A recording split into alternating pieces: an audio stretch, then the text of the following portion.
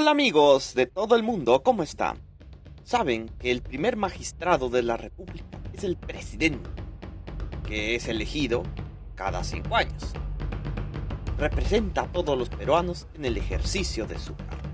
Pero la historia nos cuenta que el poder emanado hizo que se hayan cometido no solo los más ruines actos de corrupción, traiciones, masacres y asesinatos, es decir, la degeneración moral que lleva a tener en las manos el supremo gobierno. Sobre los más terribles gobernantes de nuestro país que existieron, se pueden contar historias terribles que tocan nuestras almas. Estas son los 7 peores gobernantes del Perú. El onceño de Leguía marcó la década de los 20, los años locos de la era del jazz y la extravagancia. Se destacaron sus continuas reelecciones, la dependencia del capital americano y las obras faraónicas en marco de los bicentenarios de la independencia y las victorias de Ayacucho y Junín. Fue en ese periodo donde se destacó una absurda adulación a su figura, con los calificativos de Titán del Pacífico, Júpiter, Huiracocha, prócer de la patria. Uno de los más destacados aduladores fue el poeta Santos Chocano. Su política exterior fue duramente cuestionada por los sectores nacionalistas por los tratados que cimentaron los límites de Perú con Chile y Colombia. Fue acusado de entreguista. El crack de Wall Street debilitó su régimen, dado que la economía peruana estaba supeditada a la banca norteamericana. El 25 de agosto de 1930 fue derrocado por un golpe de estado encabezado por el comandante Luis Sánchez Cerro.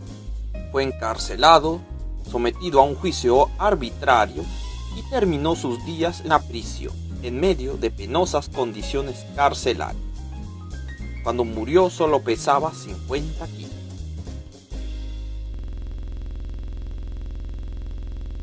El 29 de agosto de 1975, el general Francisco Morales Bermúdez derrocó al presidente Juan Velasco Alvarado. Su mandato se le llamó la segunda fase del gobierno revolucionario de las Fuerzas Armadas o Plan Tupac Amaru. Su mandato fue de carácter conservador. A pesar de su discurso de cambio, continuó la crisis económica del anterior régimen. Se produjo una terrible devaluación monetaria. Hubo paquetazos. Debido a esto, arreciaron protestas, como fue el caso del Gran Paro de 1977 que debilitó su régimen. Fue acusado de colaborar con la Operación Cóndor al entregar exiliados argentinos al régimen militar de ese país, para ser aniquilados. Congenió bastante con el dictador Jorge Rafael Videla. Hubo muchas burlas a su figura, apodándole el caballero de los bares por sus acusaciones de alcoholismo. En 1978 convocó una asamblea constituyente donde participaron todas las fuerzas políticas de ese entonces.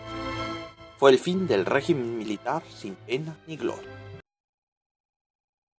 Juan Velasco Alvarado marcó un antes y un después en la historia del Perú. Su periodo ha sido objeto de controversia.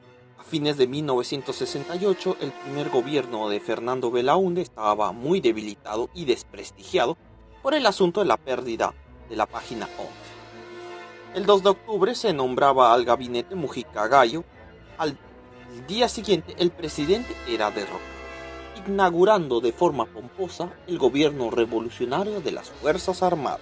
El propósito de esta era evitar una revolución marxista mediante un discurso nacionalista, concesiones sociales como la reforma agraria e industrializar el país. Asimismo, rompió ideológicamente con Estados Unidos, uniéndose con los no alineados, diciendo que el carácter de su régimen no era comunista ni capitalista.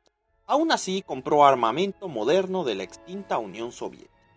Aprendiendo de la experiencia contrainsurgente contra la guerrilla castrista de 1965, decidió responder a las demandas sociales, en vez de usar la represión englobada en la doctrina de seguridad nacional. A pesar que era necesaria la reforma agraria, esta se llevó a cabo de forma desordenada mediante grandes expropiaciones. Asimismo, el ministro de Agricultura era militar. Se perdieron muchas cosechas, el campesinado se empobreció más, no estaba preparada para manejar sus nuevas tierras. Asimismo, el aparato estatal creció de forma galopante, lo cual generó problemas económicos. Además, el elevado gasto militar carcomía los recursos económicos. En febrero de 1975 se desató una huelga policial que generó un clima de violencia desbordada. Aquello marcó la gran crisis del régimen. En Tacna, el general Morales Bermúdez dio un golpe de estado. En el argot militar se llamó relevo institucional. La figura de Luis Sánchez Cerro está asociada con el advenimiento del tercer militarismo, tras el pronunciamiento militar en Arequipa que obligó a Leguía a renunciar tras 11 años de dictadura. Fue el primer gobernante en viajar en avión a Lima para asumir su cargo. El aparato fue piloteado por Elmer Fossa. Gobernó 8 meses como presidente provisional. Su ascendencia mestiza, carisma y origen popular le generó bastante arraigo entre la población, especialmente al castigar duramente al antiguo régimen. Tuvo que luchar contra conspiraciones golpistas a comienzos de 1931, por lo cual tuvo que renunciar. Todo esto llevó a que tuviéramos 5 presidentes en un mes. Bueno, he hablado de este tema en otro video. A fines de ese año ganó las elecciones con el apoyo del partido Unión Revolucionaria de corte fascista. El APRA no reconoció el triunfo de Sánchez Cerro, alegando fraude. Allá de la Torre se proclamó presidente moral del Perú. Su nuevo gobierno estaría marcado por su profundo autoritarismo, que llevó a la prohibición y persecución del APRA. Se promulgó la llamada Ley de Emergencia. Los apristas respondieron violentamente. La Armada y parte de las fuerzas militares se sublevaron en el Callao y Trujillo. Incluso hubo un primer intento de asesinato, donde terminó herido. La violencia caracterizó buena parte de 1932. Además, campeaba la crisis económica. Desconoció el Tratado Salomón-Lozano, firmado por Leguía. A comienzos de 1933 preparó la guerra contra Colombia. En una revista a sus tropas en el hipódromo de Santa Beatriz fue asesinado. Para más detalles tengo un video sobre el tema. Fue sucedido por el general Óscar R. Benavides, quien se rumoreó de que estaba detrás del magnicidio. En 1980, con el fin del docenio militar, se retornaba a la democracia. Fernando Belaúnde Terry ganó las elecciones frente al APRA, inaugurando su segundo gobierno. Aunque su retorno al poder estaba marcado por muchas dificultades, el elefanciático sistema burocrático que carcomía grandes recursos, la crisis económica y la aparición de un extraño grupo subversivo llamado Sendero Luminoso, cuyas primeras acciones desconcertaban al gobierno como a la población. El hecho de colgar perros en los postes de la capital con el cartel "Viva los 4" de Shanghái. Al principio despreció la amenaza terrorista al calificarlos de avigeos, es decir, que el país estaba amenazado por unos simples ladrones de ganado. A finales de 1982, ante el fracaso de la policía en combatir a la subversión, se ordenó la entrada de las Fuerzas Armadas a los departamentos de Ayacucho y Huancavelica. Se suspendieron todas las garantías constitucionales. La estrategia contrasubversiva fue inadecuada y anacrónica, dado que se creía que Sendero era una guerrilla de corte guevarista de los 60, como pasó con el grupo guerrillero liderado por Luis de la Puente Uceda.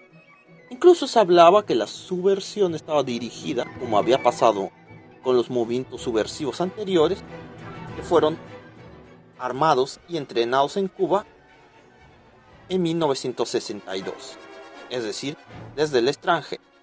Al no encontrar guerrilleros ni campamentos, se volcó una masiva represión basado en los cánones de la Escuela Contrainsurgente Argentina, en que pregonaba el exterminio. Las víctimas fueron en su mayoría campesinos quechua blancos, dándose terribles violaciones a los derechos humanos. Solo en 1984 hubo 4.000 casos de desapariciones forzadas. En el plano económico tampoco le sonreía Belaúnde, englobado en la llamada década perdida que afectó las economías latinoamericanas. La inflación subió un 135%. El 40% del presupuesto nacional se destinaba al pago de la deuda externa. Además, empezó a aparecer con fuerza la llamada informalidad económica, el aumento de la pobreza y bajos índices de producción. El fenómeno del Niño de 1983 agravó la situación económica. Alberto Fujimori es producto desesperado para momentos desesperados, dándose en una época bastante complicada. Nuestro país estaba desbordado por el terrorismo y la hiperinflación. En medio de este complicado panorama, los peruanos reclamaban un caudillo, o mejor dicho, un presidente superhéroe, para sacarlos del abismo, como pasó en tantas ocasiones. Bueno, el elegido fue el ingeniero Alberto Fujimori, con un partido improvisado llamado Cambio 90, sin apenas programa de gobierno. Ganó las elecciones frente al escritor Vargas Llosa. El novato tuvo que apoyarse no en la institucionalidad republicana, sino cogobernar con las Fuerzas Armadas, contrario al espíritu de un Estado democrático. Esta alianza se logró gracias a la figura de Vladimiro Montesinos Torres, un ex capitán expulsado por espionaje. En cierto sentido se volvió el titiritero más poderoso de la historia. En el terreno económico, aceptó implantar el shock, dado que su discurso electoral no tenía ningún sustento realista. Solo fue para ganar votos al final. En lo referente a la estrategia antisubversiva, se había determinado que Sendero no era la clásica guerrilla de corte guevarista. Por ello, se decidió implantar una guerra clandestina.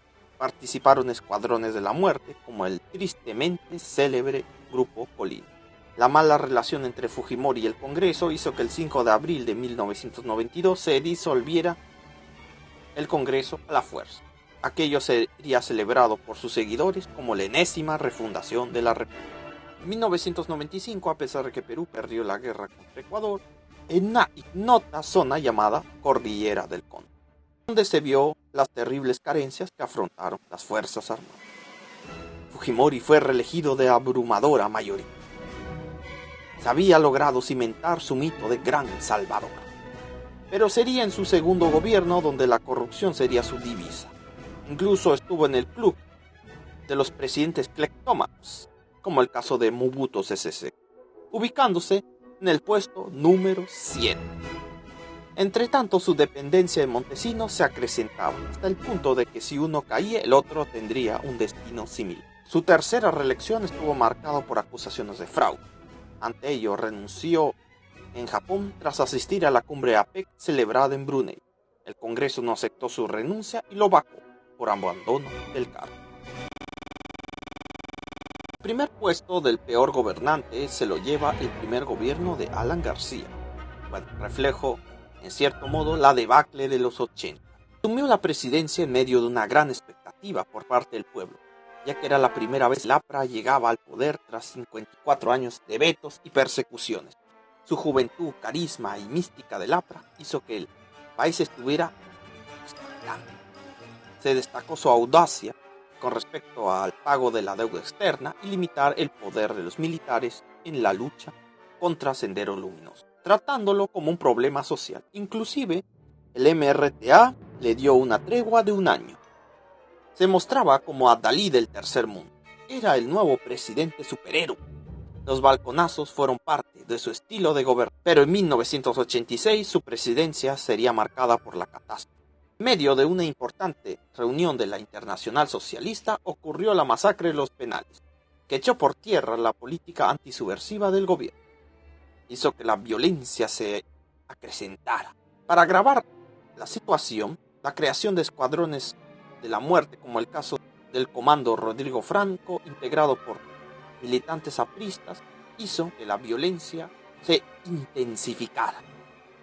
El gobierno se veía impotente para frenar la ola terrorista, englobada en coches bombas, asesinatos, atentados y apagones. Peor aún, líderes del MRTA huyeron de una prisión de máxima seguridad. Fue un duro golpe. Para fines de su gobierno, unas 20.000 personas habían sido asesinadas y las pérdidas económicas eran cuantiosas. La política económica llegó a un límite insostenible por la llamada nacionalización de la banca, pero fue duramente criticada por ser de carácter prepotente y sin estudios técnicos. Entre 1988 y 1989 la inflación se disparó hasta el punto de que el INTI, la moneda de ese entonces, se devaluara. Este generó la hiperinflación, haciendo que comprar un caramelo costara 1.000.000 de INTIs. el Fondo Monetario Internacional consideró inelegible al Perú. La crisis económica afectó la lucha contra subversivo hasta el punto de que las fuerzas del orden tenían que combatir en condiciones muy precarias. Como si estos problemas no fueran suficientes, el sempiterno problema de la corrupción se dio.